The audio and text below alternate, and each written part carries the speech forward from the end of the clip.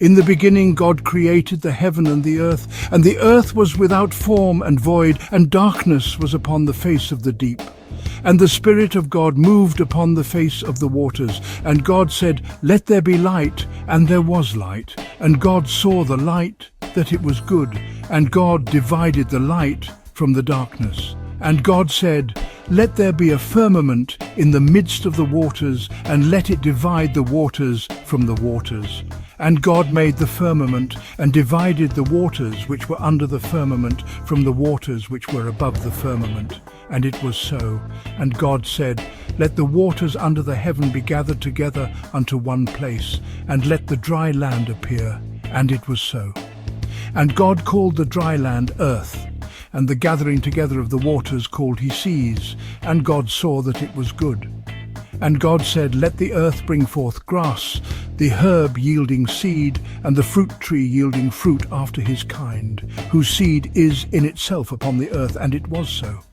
And God said, "Let there be lights in the firmament of the heaven to divide the day from the night, and let them be for signs, and for seasons, and for days and years. And let them be for lights in the firmament of the heaven to give light upon the earth." And it was so. And God said, "Let the waters bring forth abundantly the moving creature that hath life, and fowl that may fly above the earth in the open firmament of heaven." And God created great whales, and every living creature that moveth, which the waters brought forth abundantly after their kind, and every winged fowl after his kind. And God saw that it was good. And God blessed them, saying, "Be fruitful and multiply, and fill the waters in the seas, and let fowl multiply in the earth." And God said, "Let the earth bring forth the living creature after his kind, cattle and creeping thing, and beast of the earth after his kind." And it was so. And God made the beast of the earth after his kind, and cattle after their kind, and everything that creepeth upon the earth after his kind. And God saw that it was good. And God said, "Let us make man in our image, after our likeness. And let them have dominion over the fish of the sea, and over the fowl of the air, and over the cattle, and over all the earth, and over every creeping thing that creepeth upon the earth." So God created man in his own image. In the image of God created he him. Male and female created he them.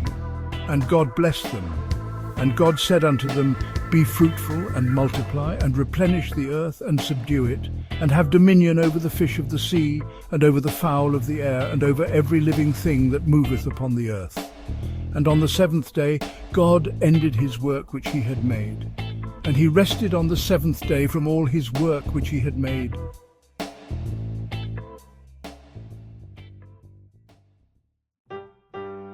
Gap 3.0s, title appears in a lush green landscape background.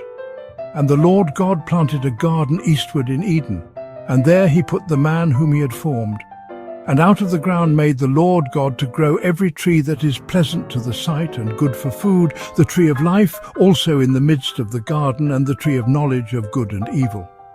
And a river went out of Eden to water the garden, and from thence it was parted, and became into 4 heads. The name of the first is Pison, that is it which compasseth the whole land of Havilah, where there is gold. And the gold of that land is good. There is bdellium and the onyx stone. And the name of the second river is Gihon. The same is it that compasseth the whole land of Ethiopia. And the name of the third river is Hiddekel. That is it which goeth toward the east of Assyria. And the fourth river is Euphrates. And the Lord God took the man, and put him into the garden of Eden to dress it and to keep it. And the Lord God commanded the man, saying, Of every tree of the garden thou mayest freely eat, but of the tree of the knowledge of good and evil thou shalt not eat of it.